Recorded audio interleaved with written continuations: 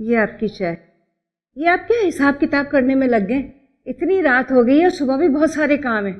یہ بھی ضروری ہے صابرہ، میں اپنے بجٹ میں رہنا چاہتا ہوں اور اس کے لیے حساب کتاب ضروری ہے. اور اس کی ساری کسر زارا کے سسرال والوں نے پوری کر دی ہے. کتنے پیار سے ہم اپنی بیٹیوں کو پال پوس کر جوان کرتے ہیں، ان کی شادی کے خواب دیکھتے ہیں، اور جب کر دیتے ہیں تو پھنس جاتے ہیں، بے بس ہو جاتے ہیں کہ بیٹی کو اس کے سسرال میں خوش رکھنے کے لیے اس کے سسرال والوں کو خوش رکھنا بھی ضروری ہوتا ہے. اور پھر یہ بیٹوں والے یہ کیوں بھول جاتے ہیں کہ ان کے گھر میں بھی بیٹیاں ہیں، انہوں نے بھی ان کو بیان آیا ہے.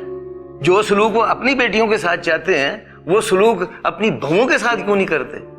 اسی لیے کہ بہو کو بیٹی سمجھتے ہی نہیں ہے.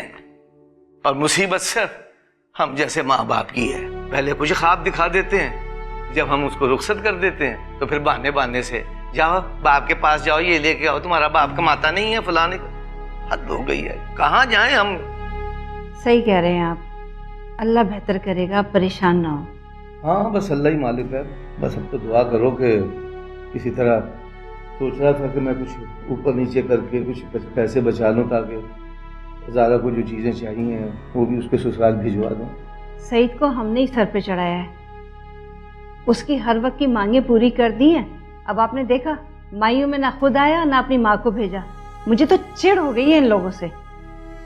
اب کیا کہہ سکتے ہیں، بیٹی کا معاملہ ہے اس لیے خاموشی ہی بہتر ہے. میں تو کہتا ہوں صابرہ بس دعا کرو کہ ربیہ کے سسرال والے اخیر تک اچھے رہیں. آمین. آپ بھی جلدی سے یہ کام سمیٹیے، بہت رات ہو گئی ہے. اب سونے آئیے، صبح بہت سارے کام ہیں.